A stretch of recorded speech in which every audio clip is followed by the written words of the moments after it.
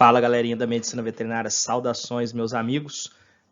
Diante do cenário instalado, vamos tentar adotar aqui algumas metodologias para a gente conseguir transmitir conteúdos aí nessa modalidade à distância, né? Então, vou me aventurar, vamos produzir alguns conteúdos aí na forma de videoaulas. Vamos utilizar a plataforma do fórum para a gente também tentar interagir e retirar as dúvidas que porventura possam ficar. Então vamos lá, vamos começar esse conteúdo. Nosso tema de hoje a gente vai falar sobre a determinação do volume globular, o VG, ou se você preferir também determinação do hematócrito, sinônimos, né? Esse conteúdo a gente vai ter a oportunidade, assim que o nosso calendário presencial for reestabelecido, nós vamos executar uma prática também versando sobre essa temática, mas a gente precisa alinhar alguns aspectos, alguns tópicos teóricos que também serão relevantes para o desenvolvimento da nossa disciplina, galera. Então vamos lá, vamos começar a criar uma contextualização e a gente trocar uma ideia, né? Então o valor do volume globular, ele vai corresponder, a definição vai ser uma porcentagem de hemácias presentes no sangue. Então essa leitura, esse parâmetro da série vermelha, que vai estar presente nos exames de hemograma, na hematologia dos pacientes veterinários, eles serão importantes porque através desse parâmetro a gente vai conseguir classificar laboratorialmente os nossos pacientes que estiverem com quadros de anemia.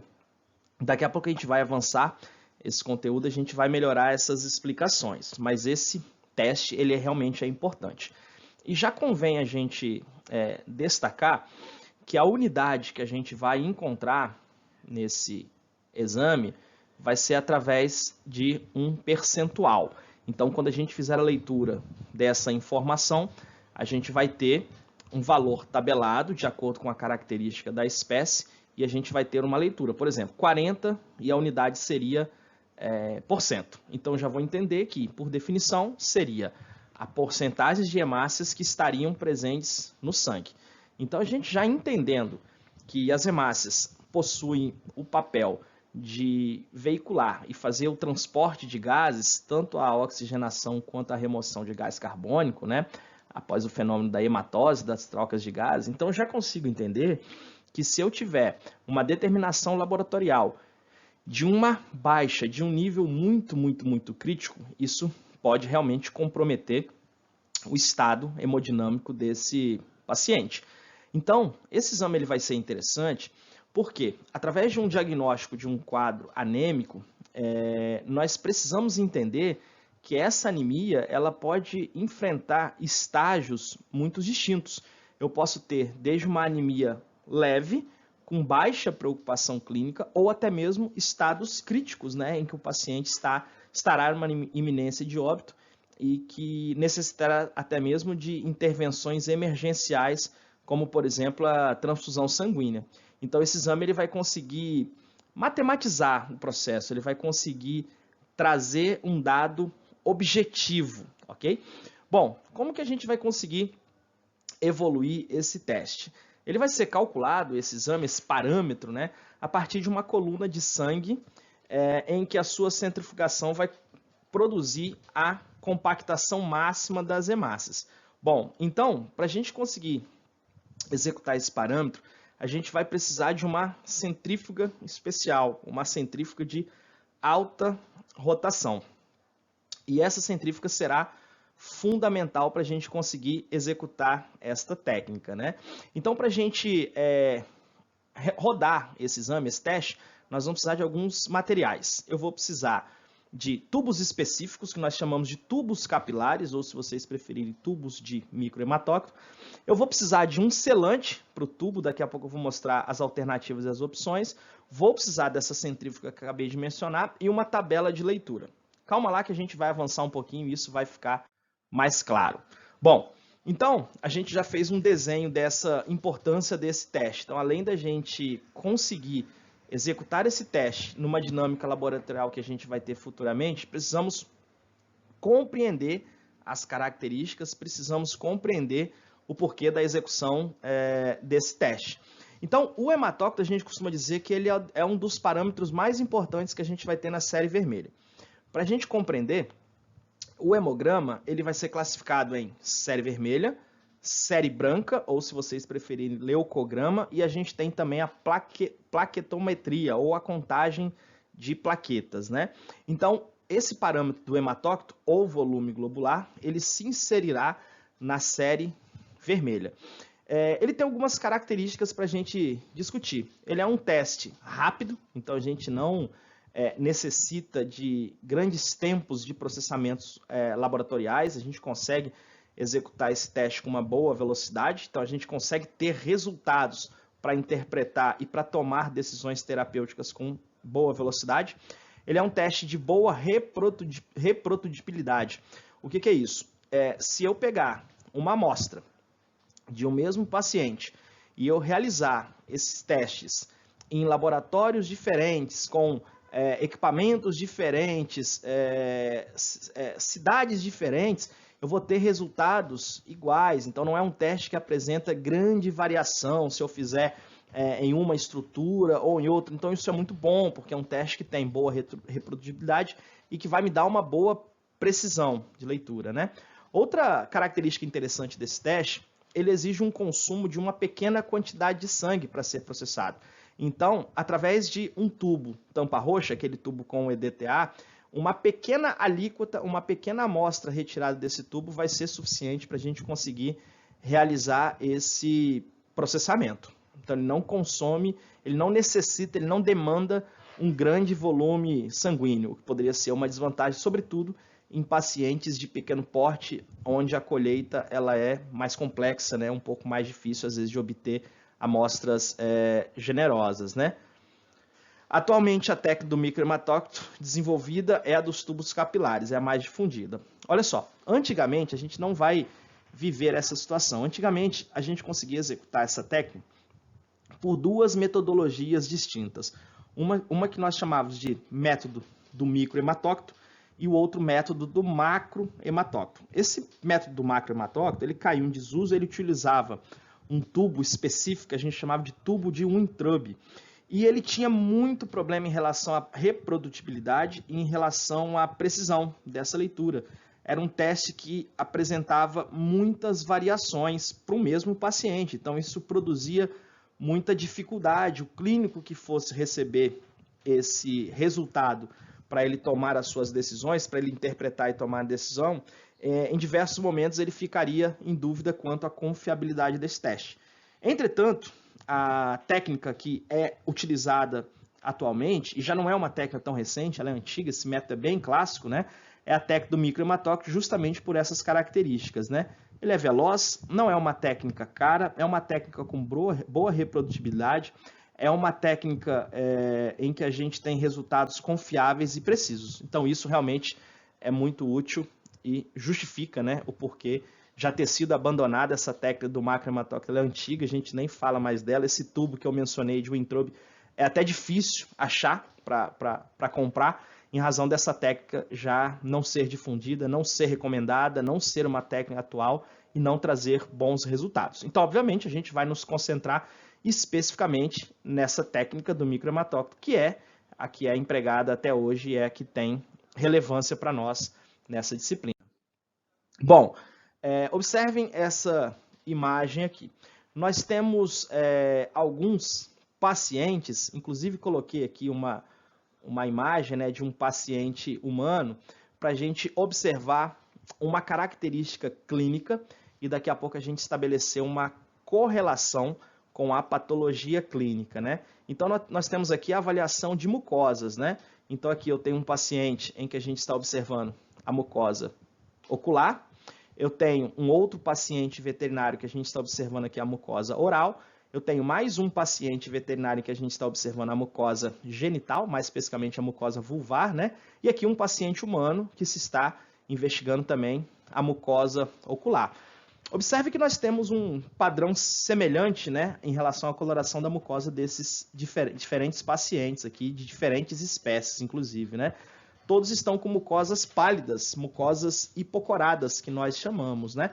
Então, olha só, quando a gente pensa em anemia, pessoal, nós teremos uma indicação clínica. Então, antes de eu definir pela coleta de sangue de um desses pacientes, eu tenho dados clínicos que a gente vai conseguir perceber alterações características e compatíveis com o estado de anemia. Então, normalmente, pessoal, além da coloração das mucosas, que está evidenciada aqui nessas ilustrações, a gente vai ter algumas outras características notoriamente em relação ao aspecto comportamental desse paciente. Normalmente, um paciente anêmico, ele está adinâmico, é aquele paciente apático, é aquele paciente prostrado, é aquele paciente sonolento, é aquele paciente que não está alerta e responsivo, ele não é muito reativo. Então, nós temos essas características que são percebidas na clínica, muitas vezes são reportadas, né, pelo tutor, no nosso caso, da medicina veterinária, e no caso dos colegas da medicina humana, às vezes o próprio paciente manifesta, né, essa fraqueza, esse cansaço, essa ofegância, essa sonolência excessiva, né? Isso é reportado. Bom, na disciplina futura que a gente tem de semiologia, a gente aprende a executar, a realizar o exame clínico, né? E a extrair todos esses dados, todas essas informações dos nossos pacientes. Agora, notem o seguinte, o teste do hematócrito, que teria indicação para esses pacientes veterinários e para esse paciente humano, ele vai poder trazer uma luz mais objetiva. Por quê? Observando somente a coloração das mucosas, claro que eu vou imaginar que quanto mais pálida estiver essa mucosa, mais severo vai ser o processo anêmico deste paciente. Em contrapartida, quanto menos pálida, quanto mais próximo da coloração normal, que seria uma coloração rosada, né? Eu teria, se for uma palidez discreta, eu teria um quadro mais discreto. Mas percebam o quanto que isso vai se apresentar de uma maneira subjetiva. Você teria uma certa dificuldade de ranquear e de classificar os seus pacientes se você não tivesse um dado objetivo, um dado laboratorial. Inclusive, meus amigos, um dos critérios de decisão de transfusão sanguínea para pacientes críticos, ele é totalmente baseado no valor e na leitura desse teste que nós estamos discutindo, do hematócrito ou do volume globular. Bom, e aí torna a coisa um pouco mais objetiva, a ciência um pouco mais objetiva, a gente foge dessa subjetividade. Eu vou ter valores esperados e tabelados para cada um desses pacientes, para cada uma dessas espécies, eu terei uma leitura e eu conseguirei ter uma interpretação um pouco mais objetiva. Inclusive, eu saberei que se esse paciente estiver com uma leitura abaixo, por exemplo, deixa eu pegar como exemplo, paciente felino, gato, toda vez que você tiver uma leitura de hematócrito de 15% ou abaixo disso, esse é classificado como um paciente emergencial, ele tem indicação transfusional.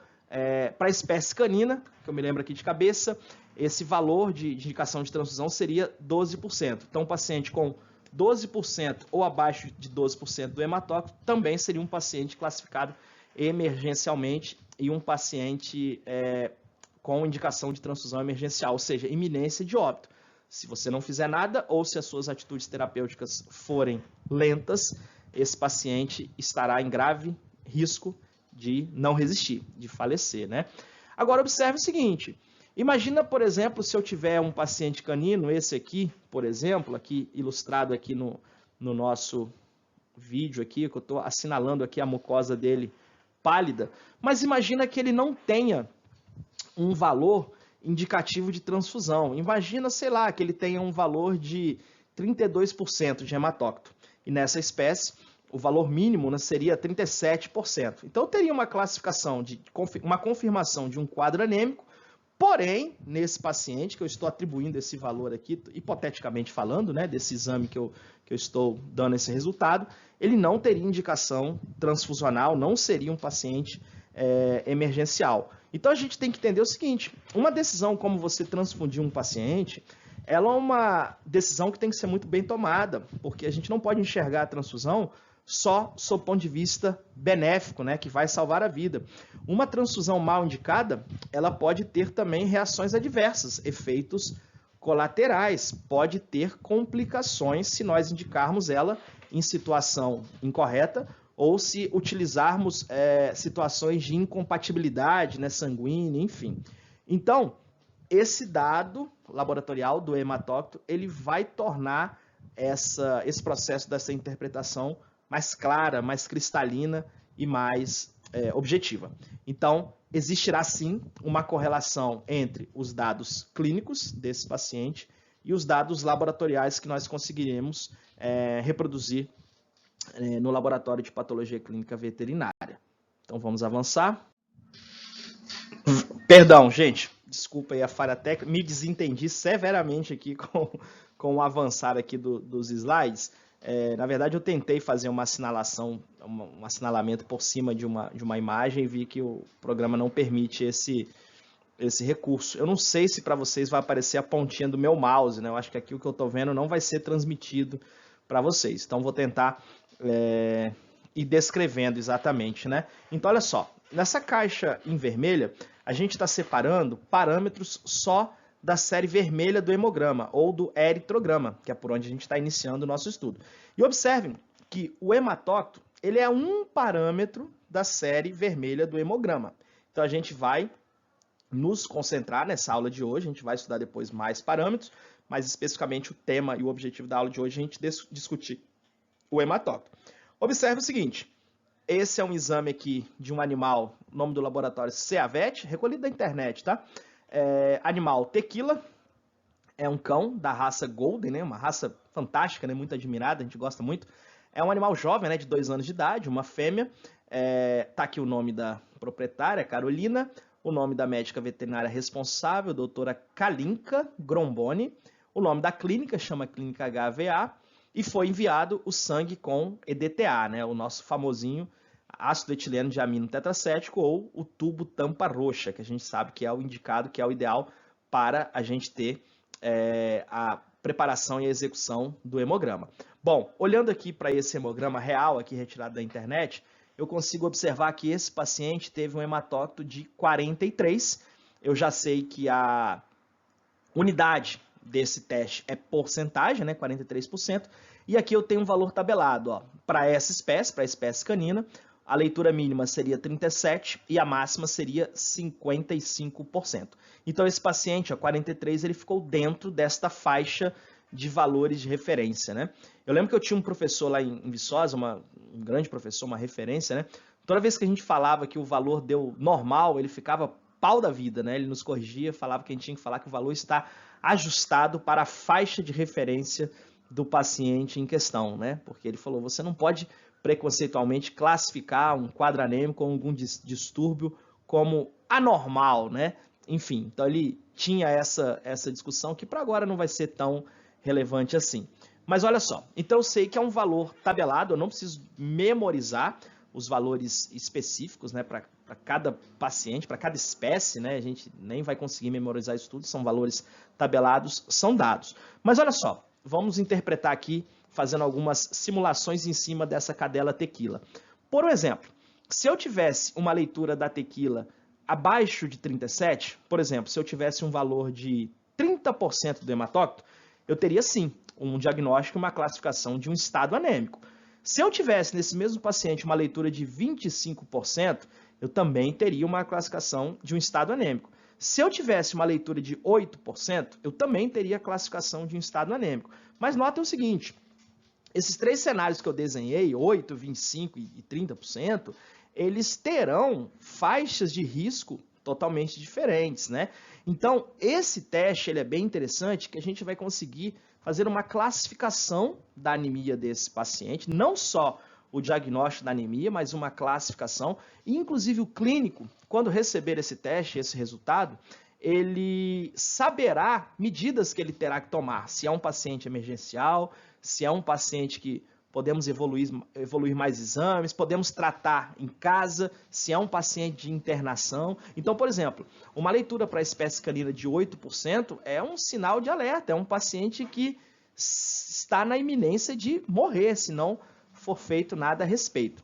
Então, com esses exemplos, com essas aplicações aqui, a gente já começa a entender um pouco melhor a aplicação do hematócito ou do volume globular e a importância, né? A gente vai trabalhar a questão da interpretação de uma forma um pouco mais intensa já já, mas contextualmente eu acho que a gente está conseguindo esclarecer, e de novo, os aspectos que não ficarem claros nessa videoaula, teremos oportunidade de trabalharmos e discutirmos nos fóruns ao longo da semana, tá bom? Vamos ao próximo aqui.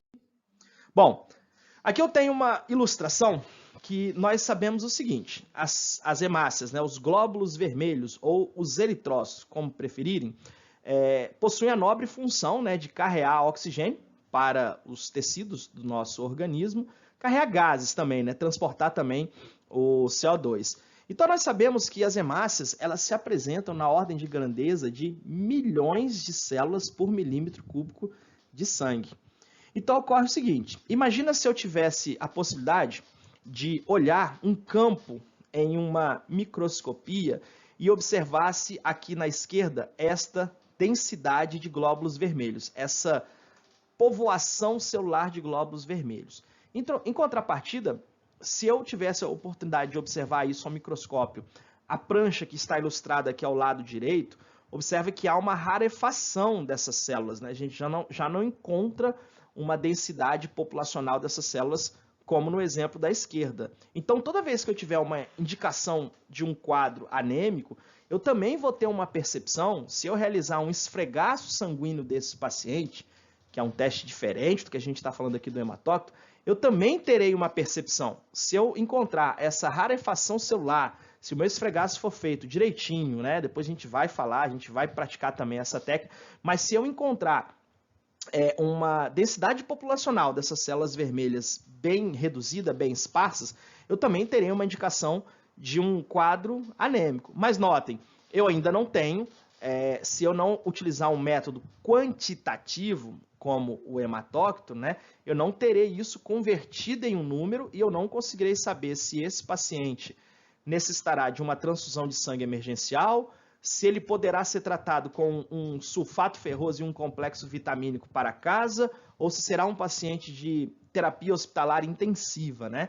Mas eu tenho realmente algumas dessas indicações, mas o hematócrito ele vai me dar um número, eu vou conseguir ter um teste quantitativo e eu saberei o que fazer com essas informações enquanto clínico, né? Agora observe aqui uma ilustração real, né? Não mais uma ilustração, né? Um diagrama, agora uma fotomicrografia de 2 esfregaços sanguíneos de 2 pacientes veterinários, né? Também obtido da internet. Tá aí o crédito ali nessa imagem da direita.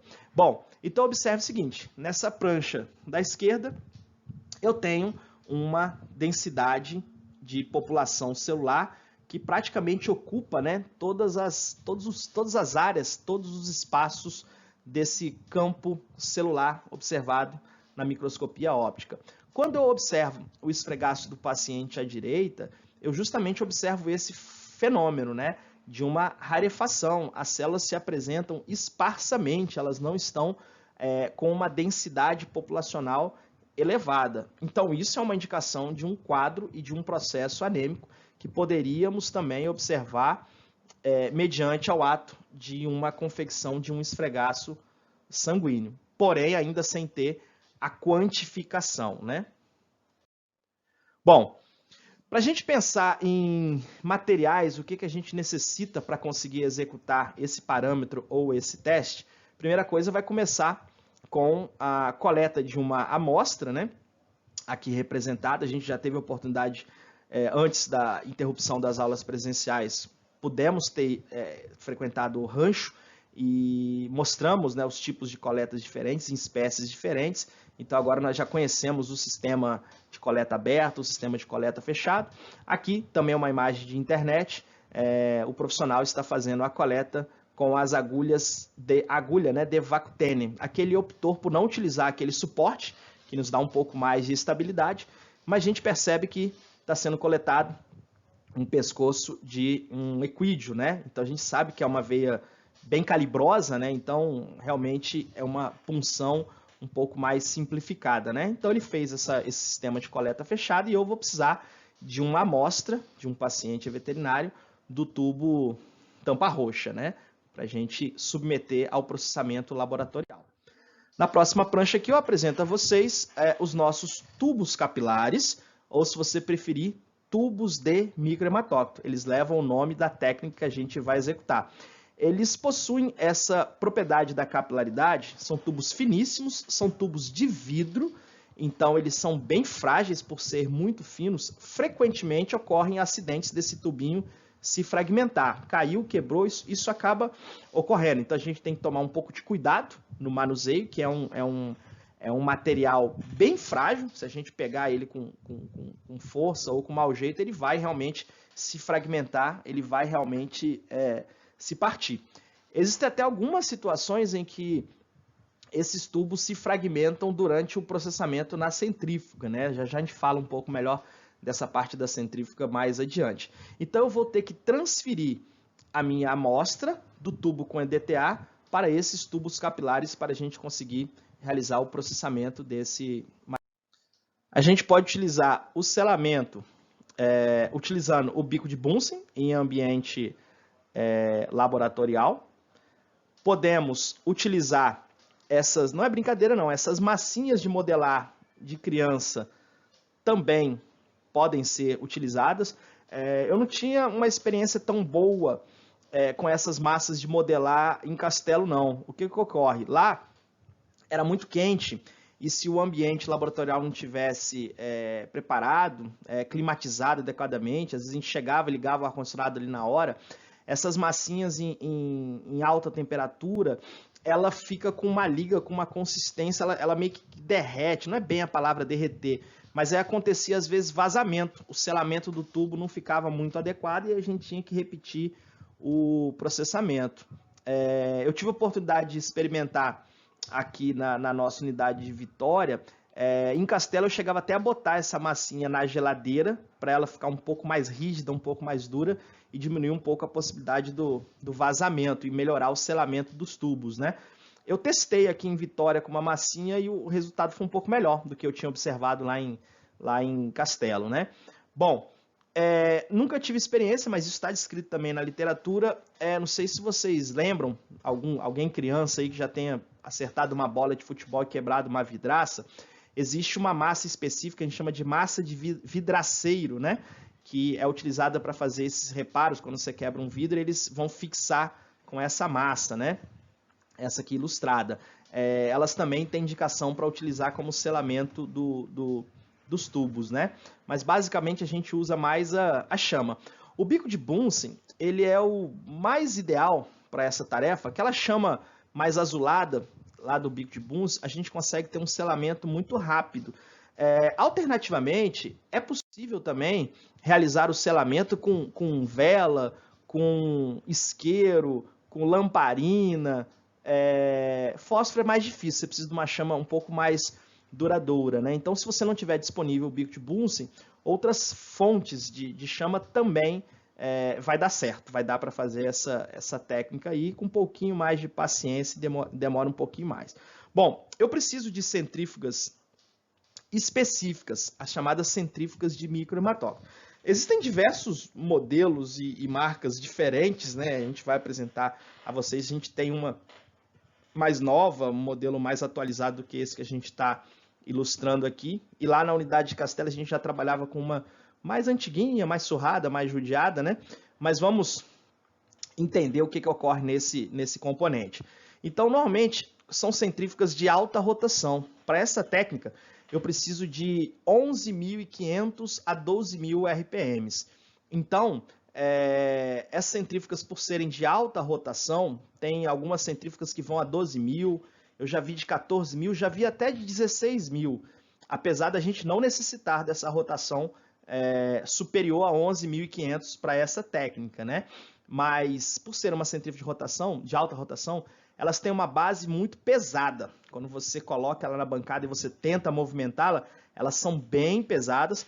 Algumas até, no seu dispositivo da base, do pezinho, possuem ventosas para que ela fique realmente agarrada, aderida à superfície de bancada. Porque vocês vão imaginar um motor que é acionado e que ele consegue produzir quase 12.000 RPMs, né? Se essa centrífuga vibrar e ela cair da bancada, realmente poderíamos ter acidentes graves, né, dentro do ambiente laboratorial. Ela poderia fragmentar peças em altas velocidades, né? Como se fosse uma granada, né? Puf, espalhar projétil e alta velocidade. E aí, imaginando que você tem amostras biológicas aí dentro, que você tem tubos de vidro aí dentro, isso poderia reunir elementos realmente para um acidente mais sério. Então a gente tem que tomar bastante cuidado com o acionamento desse dispositivo, tem que estar bem fixo ali na bancada, né? As centrífugas, algumas têm a chamada rotação fixa, você liga ela e ela acelera até a sua rotação determinada de fábrica. Algumas você consegue ajustar a rotação, eu consigo colocar em 11.000, eu consigo colocar em 12.000, eu consigo colocar em 5.000 RPMs, algumas te dá esse ajuste. Quase todas elas têm um dispositivo de timer, eu coloco a rotação, se ela não for de auto-rotação, de rotação automática, e coloco o tempo que eu quero que ela fique girando nessa velocidade. Para essa técnica, a gente vai precisar de 11.500 RPMs, rotações por minuto, a 5 minutos de processamento.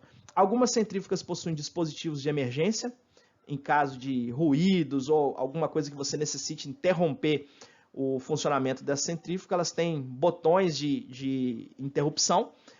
Algumas você pode... Alguns têm um botão de liga e desliga que corta a energia dela, e em situações extremas também você poderia também rapidamente retirar ela da alimentação, retirar da tomada, e ela também vai entrar no modo de desaceleração, né? Bom, ela possui esse componente aqui à esquerda, ampliado, nós chamaremos de prato da centrífuga.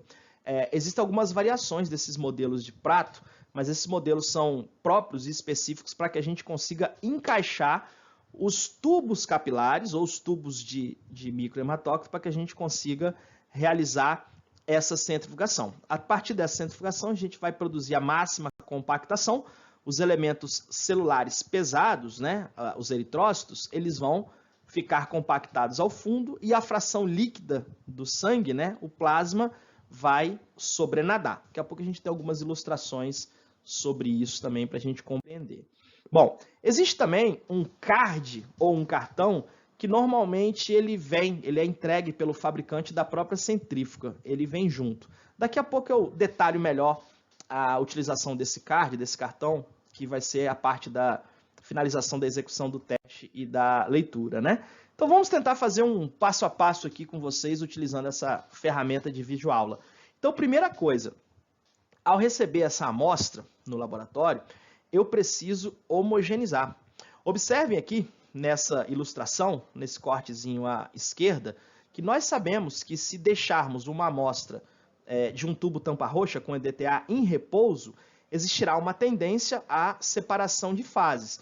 Os elementos celulares pesados vão ao fundo e a fração líquida do sangue vai sobrenadar. E nessa imagem a gente consegue ver exatamente isso, essa fração líquida aqui correspondente ao plasma sanguíneo e lá embaixo os elementos figurados do sangue, os elementos celulares lá embaixo. Bom, se eu sei que, por definição e conceitualmente, o hematócrito é a porcentagem de glóbulos vermelhos em uma coluna de sangue, se eu não fizer essa homogeneização adequada, fica claro que eu terei leituras desviadas, fica claro que eu não terei um resultado confiável.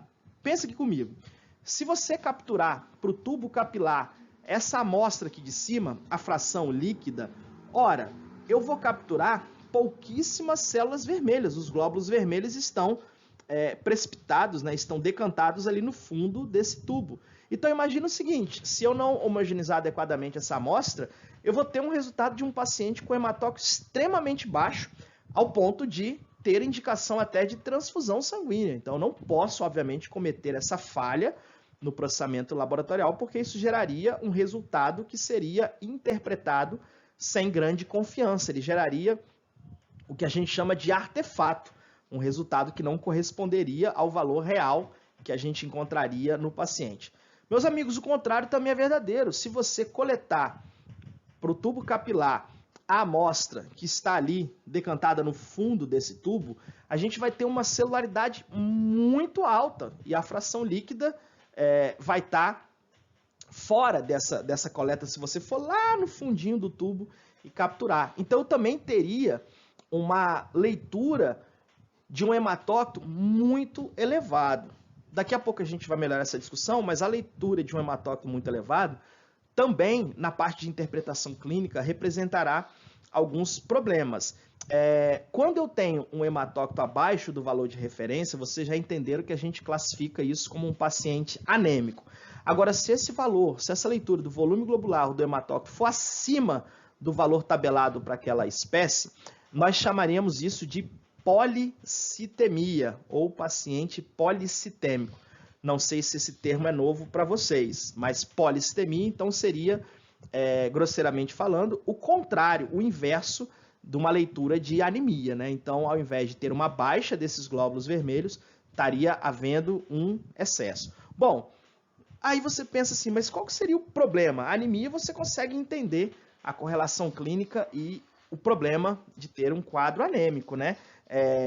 Principalmente nos casos graves, né? A dificuldade da oxigenação desse paciente, né? A sua fraqueza, enfim, todas as características do síndrome clínica do paciente anêmico. Agora, um paciente policitêmico também vai representar problema. Valores elevados, né? Valores muito elevados, valores de policitemia, eles vão interferir na viscosidade sanguínea. Então, esse paciente também certamente poderá ter problemas vasculares, acidentes vasculares, também poderá ter problema no fluxo sanguíneo, poderá ter problema de sobrecarga cardíaca. Um paciente cardiopata, policitêmico, isso é perigosíssimo, porque o coração seria submetido a um esforço extra, e se já é um coração insuficiente, ele não conseguiria bombear essa coluna de sangue com essa viscosidade tão elevada como num paciente policitêmico. Então, tanto a anemia quanto a policitemia representam problemas clínicos para a gente. Então, agora a gente entende o porquê e a importância da homogeneização dessas amostras, né? Cara, eu nunca trabalhei com isso, mas existem laboratórios comerciais grandes que possuem placas agitadoras automatizadas, né? Você coloca ali os tubos, as amostras, e essa placa, essa bandeja, ela vai produzindo uma movimentação gentil, porque eu já aprendi que se a gente agitar esses tubos com uma energia e com vigor muito alto, a gente vai produzir hemólise, e isso também vai interferir diretamente na nossa leitura. Então, você pode fazer essa homogeneização manual, virando o tubo para lá e para cá, suave e gentilmente. A gente teve a oportunidade de demonstrar isso na prática. E existem dispositivos automatizados que fazem essa movimentação nesta bandeja, que vão deixar sempre a amostra homogeneizada. Nos laboratórios que eu trabalhei, nunca tinha esse dispositivo, a gente faz isso manualmente e não faz tanta falta, né? A não ser que realmente você esteja num laboratório com uma rotina muito grande e que seria realmente uma perda de tempo muito grande ficar fazendo essa homogeneização manual, né? Diante de tantas amostras assim. Mas existe esse dispositivo com essa mesma finalidade da movimentação que você consegue fazer manualmente. Bom, então eu preciso transferir a minha amostra, depois de ter homogeneizada, para o nosso tubo capilar. E aí vai entrar em cena o fenômeno da capilaridade. É de arrepiar, é de se desesperar se algum aluno estiver pensando na transferência desse tubo através de sucção, como se ele fosse um canudinho. Pelo amor de Deus, não podemos fazer isso, são amostras biológicas, biossegurança não nos permite e não é necessário. Você vai perceber que por capilaridade, essa coluna ela vai subindo automaticamente, né? Vocês vão ter a oportunidade de ver isso quando a gente conseguir recuperar o nosso calendário e a gente vai conseguir fazer práticas relacionadas também a essa técnica e outras mais, né? Então, a gente faz essa transferência. Essa transferência, eu preciso transferir aproximadamente 75% ou 3/4 do tubo capilar. Eu não vou encher esse tubo 100%, e eu não posso fazer uma transferência muito pequena, que menos da metade, por exemplo, do tubo fique preenchido. Como ele é um tubo muito fino, muito capilar, com uma quantidade mínima eu consigo preencher essa coluna adequadamente. Vocês vão ver isso futuramente na prática, que dá para fazer. Bom, existem também dispositivos, também nunca trabalhei com isso, isso é uma ilustração do livro da professora Troll, uma das obras que a gente referenciou como bibliografia básica para essa disciplina, disponível na biblioteca virtual, né, da faculdade. Então, existe um dispositivo de selamento em que você tem ali um suporte, né, para esses tubos, e aí você consegue pegar um tubo capilar e pressionar gentilmente contra essa placa, e aí, parecido com o que a gente faz com a massinha de modelar, essa placa vai produzir esse selamento. Observe aqui nesse detalhamento em cima, em zoom, eu vou ter embaixo aqui, lateral, na sua esquerda, né, nesse quadradinho que tem o tubo ampliado, eu vou ter a massa. Observe que essa seta preta, ela está indicando que eu tenho uma coluna de ar antes e logo após o sangue que está sendo preenchido. Não se preocupe com isso, porque como eu vou selar somente um lado do tubo, eu não selo os dois lados, quando eu centrifugar essa amostra, vai ocorrer a separação de fases, em que o mais pesado vai ficar ao final do tubo, então os elementos celulares, os glóbulos vermelhos vão ficar ao final do tubo, no fundo do tubo, a fração líquida, por ser mais leve, vai sobrenadar, vai ficar em cima, e o ar, ele vai simplesmente sair, vai ficar por cima do líquido, vai ser retirado dessa localização que ele está aí ao fundo do tubo. Então, isso aí não vai me atrapalhar em nada durante o procedimento, certo? Eu só vou ter que tomar muito cuidado na hora de posicionar esse tubo capilar na minha centrífuga, né? Eu vou precisar colocar esse lado selado na parte interna da centrífuga, ou seja, sentido ao centro da... Perdão, inverti. Eu vou precisar colocá-lo na parte externa, a parte selada, porque vai gerar a força centrífuga e essa coluna de sangue vai ser empurrada do centro para fora. Então, o que eu queria dizer, desculpe a confusão, corrigindo, o que eu queria dizer é que se eu colocar ele invertido com a parte selada para o centro, eu vou girar a centrífuga e esse sangue vai escapulir. Daqui a pouco vai ter uma ilustração da centrífuga, eu vou melhorar isso e vou falar isso de novo aí para não ficar confuso. Bom, eu tenho como fechar esse tubo, igual eu disse, pelo bico de Bunsen, que é a forma mais rápida, é a forma que a maior parte dos laboratórios o fazem. Se eu não estiver equipado, se eu não estiver munido de um bico de Bunsen, ou seja, se a estrutura que eu estiver trabalhando não tem a tubulação para gás, enfim, se eu não tiver com essa estrutura disponível, alternativamente a gente pode trabalhar, não sei se vocês conhecem, essas são lamparinas, né? Antigamente no interior o pessoal usava em zona rural lamparinas a querosene, né? Não tinha energia elétrica, era assim que era feito. Essas lamparinas de laboratório, elas têm um pavio e elas usam álcool, o álcool líquido mesmo, né? E você consegue disparar a ignição, a chama, e dá para selar também. Precisa de um pouquinho mais de paciência, é uma chama um pouco mais fraca do que o do bico de Bunsen. Então, o processo que a gente vai selando, que a gente vai fazendo uma movimentação de rotação com aquele tubo capilar, demora um pouquinho mais, mas funciona do mesmo jeito, a gente vai conseguir mostrar isso também. Posso usar também, alternativamente, peraí, tem um jeito de eu sair aqui? Tem. Posso usar também, alternativamente, a chama de uma vela, também dá certo para selar. Não é a primeira opção, a primeira escolha, porque às vezes ocorre o seguinte, por esse sistema de parafina da vela e esse pavio, às vezes vai ocorrer o seguinte, quando você for selar o tubo, ele vai carbonizar, ele vai ficar escurecido por fora, isso vai atrapalhar um pouquinho a técnica, né? Então, se possível, né, dá para fazer também com a vela, tá? Mas pode dar essa carbonizada e atrapalhar um pouquinho. Então, preferencialmente, bico de Bunsen seria a escolha melhor, mais fácil. A lamparina, e aí, alternativamente, se eu não tiver esses recursos disponíveis, posso usar a vela e também posso usar, sem querer fazer propaganda de nenhuma marca, mas essa aqui, que é mais famosa no Google Imagens, né? Posso utilizar também o isqueiro, né?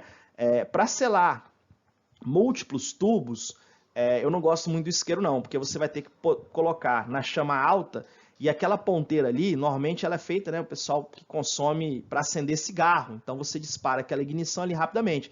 Se você ficar mantendo aquela chama durante muito tempo, ela começa a esquentar muito o corpo ali, aquele corpo metálico do bico do isqueiro, né, e isso pode ser um pouquinho perigoso, né, você pode se queimar, pode se machucar. Então, para selar vários tubos, até a vela seria melhor, se eu não tiver, obviamente, a disponibilidade de um bico de Bunsen ou de uma lamparina. Mas veja que existem várias alternativas e várias formas da gente conseguir selar o tubo de microhematócrito. Lembrando, mais uma vez, eu vou selar apenas uma extremidade. Na hora da prática, o aluno gosta de perguntar qual que é o lado que eu tenho que selar. Tanto faz o lado que você vai selar. A diferença vai ser o lado que você vai posicionar na centrífuga. Ali sim que a gente não pode confundir e que a gente não pode errar. Então, deixa eu tentar utilizar essa ilustração aqui dessa centrífuga. Talvez pela imagem aí, não sei se vai ficar muito claro, mas eu tenho o prato da centrífuga. Talvez esse detalhamento está difícil de perceber, mas acredite em mim. Cada parte, cada gominho dessa centrífuga em que você tem uma ranhura, uma nervura para você introduzir o tubo capilar, ele tem uma numeração. Por quê? O sangue que você recebe no tubo com EDTA, ele tem a identificação do paciente. E o tubo capilar que você vai fazer a transferência desse material, ele não tem como ser identificado. Então, o que vai acontecer? Imagina a dificuldade seria a gente ter que colocar o nome do paciente nesse tubinho capilar que é finíssimo e, como eu expliquei, ele quebra, ele facilmente se fragmenta, ele facilmente se rompe, né? Então, isso seria realmente um problema. Então, como que é feito no ambiente laboratorial? Cada slotzinho, cada vagazinha dessa tem um número. Aí eu tenho centrífugas com capacidade, por exemplo, para processar até 24 tubos em um mesmo ciclo. E aí você vai marcando. Então, por exemplo, o slot número 1 corresponde ao paciente Toby, o 2 a Nina, o 3 o Chico, o 4 o Júnior, o 5 o Beethoven, enfim. E aí você vai organizando, porque senão eu não posso depois, na hora de interpretar, não ter a certeza que aquela amostra que eu tenho em mãos, aquele tubo centrifugado que eu tenho em mãos, corresponde a um determinado paciente. Senão eu poderia lançar e emitir resultados que não correspondem aos pacientes que deram entrada. Isso seria um problema. Bom, ainda olhando aqui para o prato da centrífuga, o que vai acontecer? Eu tenho essas ranhuras, esses tubos, e a centrífuga, meus amigos, ela vai girar a pelo menos 11.500 RPM. É muita, muita, muita velocidade. Então, o que vai acontecer? A extremidade selada, eu tenho que colocar a parte do tubo que eu tampei, ou com a chama, ou com a massa de modelar, ou com a massa de vidraceiro, eu tenho que colocar aqui em relação a esse anelzinho externo, que é para onde, quando eu girar a centrífuga, o líquido vai ser empurrado do centro para fora, que esse é o conceito da força centrífuga que a gente aprendeu lá na física. E a força centrípeta seria o contrário, sendo uma força de fora para o centro. Então, como é uma centrífuga, ela vai girar, empurrando o líquido do centro para fora. Então, se eu colocar a extremidade selada ao centro, com certeza vai ter vazamento e eu não vou conseguir finalizar essa amostra, não vou conseguir ter leitura nenhuma. Então, lembre-se, sempre a gente vai colocar a fração tampada, né, na parte externa dessa centrífuga, na parte contrária ao centro, ok?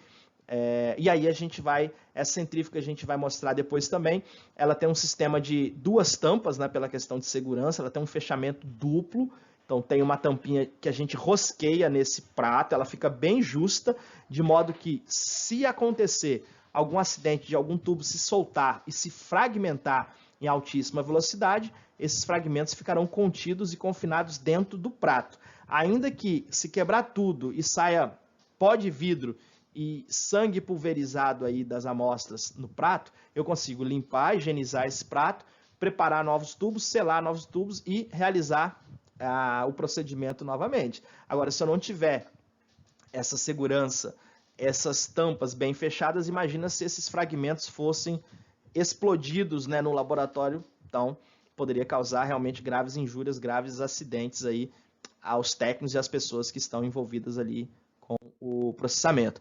Esse é outro modelo de centrífuga que a gente tinha, essa é lá da minha época da Universidade Federal de Viçosa. A gente tem algumas centrífugas mais antigas, outras mais atuais, centrífugas digitais, analógicas, né? Mas observe que ela também tem um sistema de dupla tampa. Existe essa tampa aqui em cima, que ela é pesada, ela tem um metal, e existe uma tampinha de rosquear que a gente coloca, e essa base dela também é bem pesada. É uma centrífuga que a ideia realmente é não ter vibração, ela poder operar em cima de uma bancada com segurança. Olha aqui em detalhamento o modelo do prato dessa centrífuga aqui.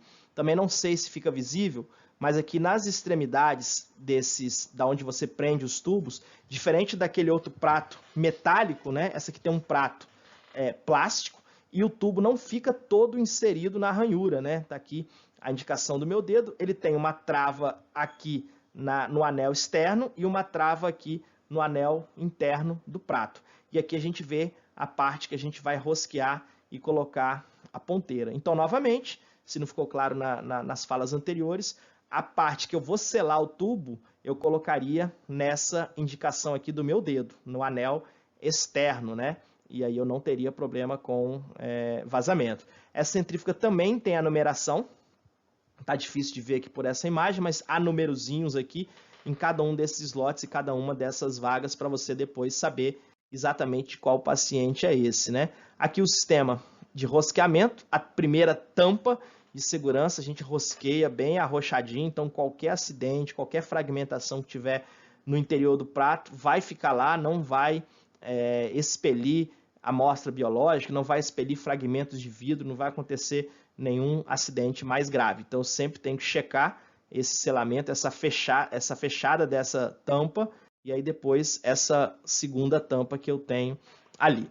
Bom, aí eu tenho um diagrama. Após a centrifugação dessa amostra, aqui à esquerda eu tenho o sangue total no tubo capilar.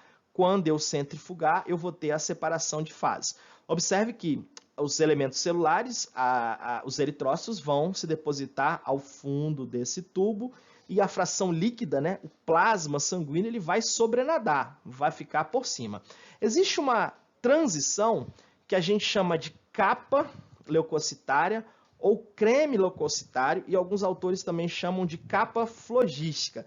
Na verdade, quando você pensa, os eritrócitos eles estão presentes na grandeza de milhões e os leucócitos, os glóbulos brancos e também as plaquetas, eles estão presentes na grandeza de milhares de células por milímetro cúbico. Então, o que vai ocorrer? Esse creme leucocitário, dependendo do paciente, ele se apresenta como uma linha, um menisco, ele é bem fininho. Tem paciente que você até tem dificuldade de enxergar. Ele parece um disquinho branquinho, né? Em algumas situações você tem até um pouco de dificuldade dessa percepção. Mas isso é o esperado para o processamento de um sangue de um paciente veterinário após a centrifugação. Eu tenho aqui imagem real, esse é um diagrama. Deixa eu mostrar para vocês uma imagem real após a centrifugação. Então aqui, à sua direita, eu não sei se aparece para vocês aqui o cursor do meu mouse, tá? Mas à sua direita aqui no tubinho, eu tenho a região que selou, né? A massinha que selou o tubo. Logo à esquerda, acompanhando esse tubo, eu tenho a fração de sangue. Se você chegar bem de pertinho da sua tela aí do seu monitor, principalmente se você estiver no computador, no celular talvez seja um pouco mais difícil, você vai ter um disquinho branco, uma linhazinha branca que é justamente a capa leucocitária ou a capa flogística, né? Essa fração líquidazinha, transparentezinha aqui, é o plasma sanguíneo. Então essa é a impressão da imagem após você realizar a centrifugação em 11.500 RPM durante 5 minutinhos, que é o que determina essa técnica e esse processamento. Bom, gente, para a gente começar a praticar aqui as nossas interpretações, a gente tem aqui, vamos começar da esquerda do observador para a direita, ok? Então vamos lá. À esquerda aqui eu tenho uma seta preta indicando apenas uma ampliação. Então vou começar com a seta preta à direita, esse tubinho menor, eu vou identificar as fases, né? Então embaixo eu tenho os glóbulos vermelhos e eles têm essa coloração vermelha devido ao pigmento, a hemoglobina, né, que eles possuem. A fração líquida, que é o plasma. Observe que quando o autor coloca em zoom, esse mesmo tubo ampliado, isso está numa ampliação, obviamente, né? Você consegue observar o creme leucocitário exatamente na cabeça da seta preta à esquerda da sua imagem. Então, esse é o creme leucocitário ou capa flogística, como você preferir, beleza? Agora vamos começar a trocar ideia. Esse seria um tubo esperado, seria uma situação normal, uma visualização normal. Vamos começar a colocar alguns elementos patológicos e o quanto a patologia clínica vai nos ajudar a identificar algumas condições patológicas, simplesmente entendendo e interpretando algumas possíveis situações a partir dessa técnica. Vamos passar para o segundo tubo, desconsiderando esse que está ampliado, né? Então, o segundo tubo, primeiro é esse tubo que a gente acabou de descrever. O segundo tubo da esquerda para a direita, esse que você verifica uma coloração mais brancacenta. Então, observa, novamente na base, eu tenho a coloração vermelha, os elementos celulares, os glóbulos vermelhos do sangue, e essa coluna brancacenta significa o que nós chamamos de plasma lipêmico, ou se você preferir, lipemia, ok? O plasma lipêmico ele pode ocorrer em algumas situações fisiológicas, mas pode ocorrer também em algumas situações patológicas. Vamos tentar ilustrar com vocês aqui uma situação fisiológica em que eu possa encontrar essa ilustração e essa imagem aqui no plasma de um paciente. Imagina um paciente que se apresente para esta coleta sem ter feito jejum. E imagina que durante a alimentação desse paciente, que tenha sido momentos breves antes dessa coleta, ele tenha recebido uma dieta muito calórica. Então imagina, vamos pensar uma pessoa, por exemplo, indo fazer uma coleta em um laboratório, depois dela ter almoçado uma feijoada, uma coisa bem leve, né? Bem tranquila, uma feijoada, ele tomou, sei lá, uma Coca-Cola de 600 ml, não pode ser zero, para não estragar o meu exemplo, não pode ser nada dietético, e aí quando um pouco não, ele comeu pra caramba, ele pediu, sei lá, uma sobremesa ou um pudim de leite condensado, ou sei lá, uma banana split cheia de calda de caramelo e de chantilly. Cara, se esse paciente for fazer uma coleta e um teste, momentos após essa, vamos chamar de indiscrição dietética, né, após essa refeição tão calórica assim, é bem provável que a gente encontre um plasma lipêmico nesse paciente. Ele realmente vai ter uma hiperglicemia, e se ele não for um paciente diabético, daqui a pouco ele vai ter uma atividade pancreática e tudo isso vai ser reestabelecido, tudo isso vai voltar ao normal, né? Se ele for um diabético, esse cara vai ter problemas com essa dieta que ele teve aí. Então, primeira condição fisiológica que eu vou pensar, esse tubo que eu processei, que está com essa coloração brancacenta, esse plasma lipêmico, é de um paciente que esteve em jejum e fez a coleta, é de um paciente que acabara de ser alimentado. Por quê? Se acabou de ser alimentado, eu preciso repetir essa coleta e controlar melhor essa situação. Então vamos fazer uma recoleta com um paciente em jejum e verificar se vai persistir essa lipemia. Se for uma lipemia fisiológica, na sua segunda leitura não vai ter nada. Esse paciente vai ficar de jejum de 8 a 12 horas e você não mais vai encontrar a lipemia, ela vai desaparecer. Agora, existirão situações patológicas que nós classificamos como alterações do metabolismo de lipídios ou dislipidemias. Não sei se vocês conhecem esse termo, dislipidemias. Então, já são situações que mesmo com um paciente em jejum, eu vou encontrar essa coloração brancacenta. Esse plasma lipêmico ele é persistente. Isso pedirá investigações mais detalhadas. Esse paciente pode ter pancreatite, esse paciente pode ser diabético, esse paciente pode ter hepatite e alteração no metabolismo lipídico, né? Enfim, então existem possibilidades diagnósticas para esse paciente. Esse teste não vai confirmar o diagnóstico, mas vai sinalizar para a gente assim, ei, existe alguma coisa alterada nesse paciente e isso deve ser investigado pelo clínico com essa informação de um paciente com plasma lipêmico, mesmo após um jejum. Então, esse seria um paciente com dislipidemia, isso pediria uma investigação a mais. Então, note, a gente começou a aula falando apenas de anemia, e veja que a gente compreendendo um pouquinho mais de interpretação e não ficar só fixo na execução da técnica, da centrífuga, de como que eu faço e tal, a gente consegue desdobrar um pouco mais, a gente consegue estabelecer raciocínios clínicos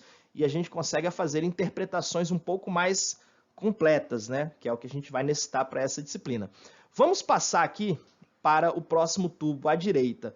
Primeira coisa que vocês vão notar, eu tenho uma coloração avermelhada mais diluída, né? Lembrando até aqueles sucos de pozinho, aqueles que sucam, né? Eu tenho essa coloração. E observe o seguinte, eu tenho uma grande dificuldade de perceber a interface dos glóbulos vermelhos com o plasma. Eu não consigo perceber claramente essa interface. Isso aqui, meus amigos, é uma indicação de uma hemólise. O que ocorre? Na hemólise, como a gente diz no Espírito Santo aqui, as células tocam, as células se rompem. As células que eu me refiro são os glóbulos vermelhos. E quando a ruptura, a lise celular, o termo mais técnico seria esse, a lise celular, essa hemoglobina ela vai ser liberada, ela vai ficar livre. E essa hemoglobina é que confere essa coloração avermelhada. E eu tendo essas hemólises, vários eritrócitos se rompendo e cada vez mais hemoglobina sendo liberada, o plasma vai assumir essa coloração avermelhada também. E aí eu tenho essa condição de hemólise. Nós já aprendemos e já trocamos uma ideia que eu posso gerar uma hemólise através de falhas na coleta ou falhas na manipulação e no manuseio do meu tubo, da minha amostra, certo? Mas também existirão condições patológicas em que a própria doença cursa com um quadro de hemólise. Normalmente vai ocorrer o que nós chamamos de anemia hemolítica. Então é muito importante, quando eu recebo um processamento desse, que quem fez essa coleta saiba realmente executar a técnica para que se evite a hemólise que nós chamamos de iatrogênica, aquela que foi causada por uma técnica não tão apurada na coleta ou por um processamento do tubo ou por um manuseio do tubo incorreto. Porque quando isso chegar no laboratório, eu não tenho como olhar para esse tubo e saber que isso é decorrente de uma doença, de uma patologia, ou é decorrente de uma coleta mal feita ou uma coleta com falha.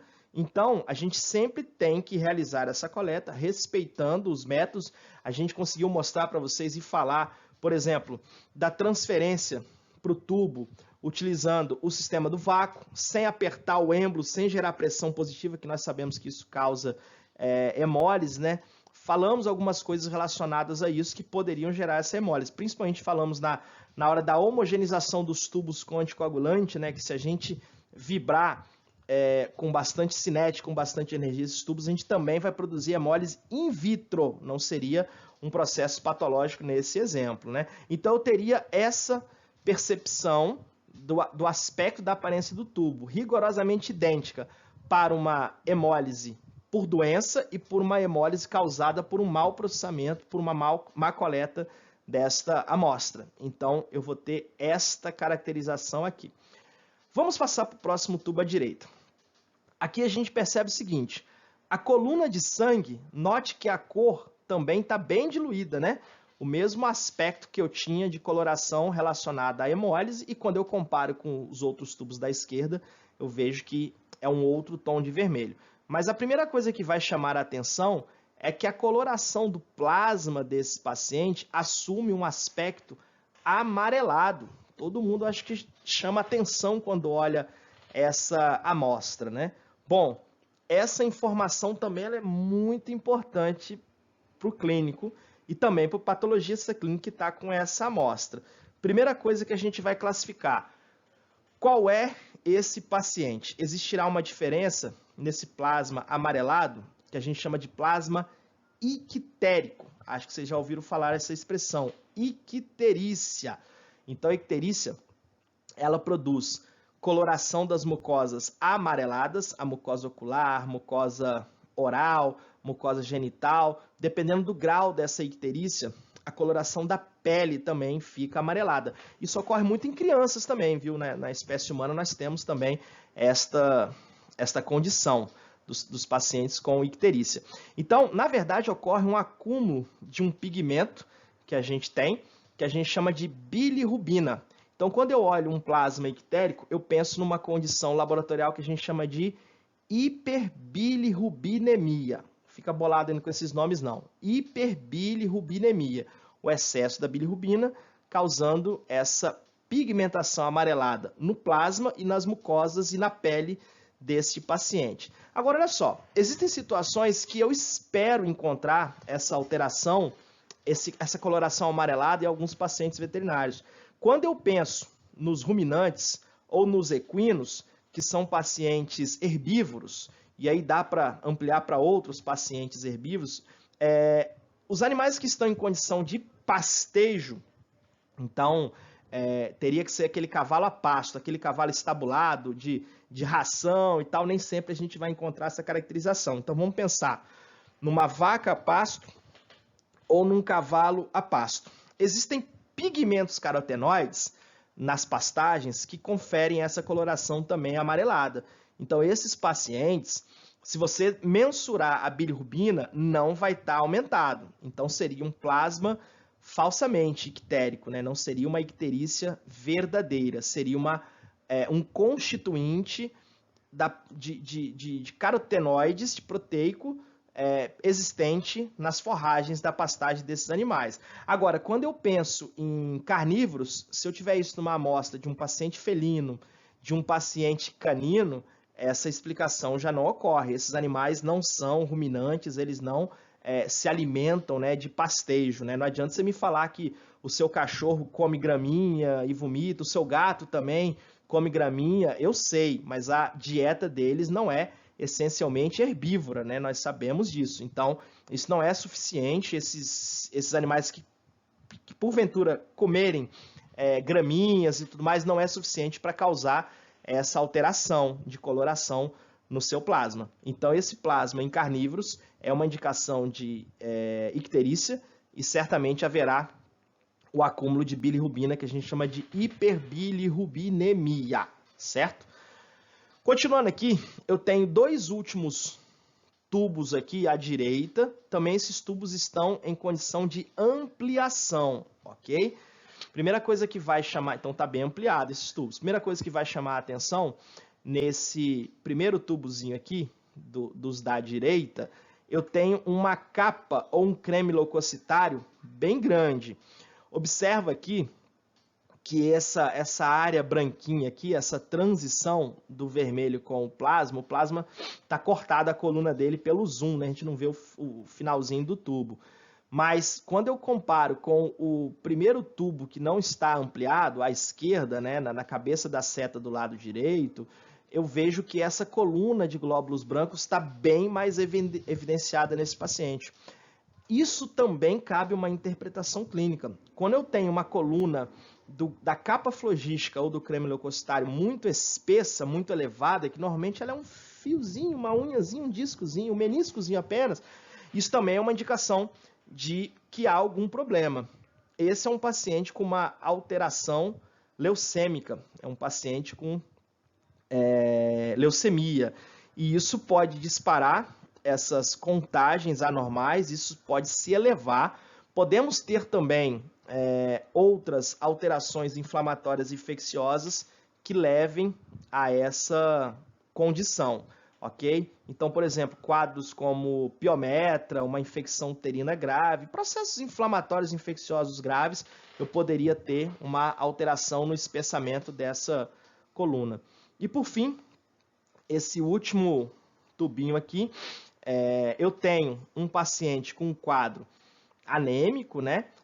Em que está havendo hemólise, essa coloraçãozinha está ficando um vermelho mais diluidinho, e a seta que mostra a dificuldade da gente transicionar aonde terminam os glóbulos vermelhos, aonde começa a cápsula flogística e aonde começa a relação do plasma, né? Então o tubo ele assumiu um tom meio degradê, ele não pegou uma condição muito específica, né? Então esse é um paciente também com alterações leucocitárias, né? Também um paciente com alterações inflamatórias, infecciosas, graves, ou até mesmo neoplasias, como eu dei o exemplo da leucemia. Se não me engano, na descrição desta imagem, né, essa imagem também é do livro da professora Troll, é um paciente, se não me engano, da espécie ovina com quadro de leucemia, né? Esse último tubo aqui da direita. Então, note, claro, você não consegue olhar o tubo e dizer que é leucemia e dar um diagnóstico específico, mas você consegue, percebendo o padrão que você viu do primeiro tubo que a gente apresentou à esquerda da sua observação, você consegue fazer inferências de que há alterações e você consegue evoluir mais o seu aspecto interpretativo, né? Avançando aqui, olha como a gente vai fazer. Aquele cartão, aquele card que a gente tem, após o tubo estar centrifugado, eu vou ajustá-lo da seguinte maneira. De novo, a gente vai ter condição de recuperar isso na prática no futuro. Eu vou ajustar o limite da minha coluna do plasma na indicação 100, lá em cima. E aonde inicia a minha coluna vermelha, eu coloco aqui no 0. E a leitura do hematócrito vai ser justamente essa transição, essa interface onde está essa seta preta. Então, nesse caso aqui, esse paciente deu... Aí tem uma linhazinha que você vem até a escala aqui, pela ampliação está difícil de enxergar, mas está interpretado aqui já, ó, a leitura 46% desse paciente. Então, você simplesmente encaixa no limite superior o plasma, no limite inferior, aonde começa a coluna vermelha. Então, descontar ali, por exemplo, se você selou com massinha, a gente deixa a massinha de fora desse 0, a linha só aonde começa o vermelho, e a leitura do hematócrito no cartão vai ser esta transição de fases aonde ela estiver tocando. Então, é assim que é feita essa leitura e as questões de interpretação que a gente conduziu ao longo da nossa aula. Então, agradeço você que acompanhou até aqui, muito obrigado. A gente vai gerar novos conteúdos e lembrando que a gente tem a oportunidade de trocar ideia na nossa plataforma, no nosso ambiente fórum. Todo tópico que a gente conduziu aqui nessa aula que não tiver ficado muito claro, a gente tem a oportunidade de recuperar e ir trocando ideia até a gente conseguir avançar a assimilação desse conteúdo. Irei também fazer sugestões de leituras, também é importante, não só assistir a videoaula, mas também buscar algumas leituras ativas aí para a gente conseguir ter uma boa assimilação. Pessoal, meu muito obrigado e até a próxima.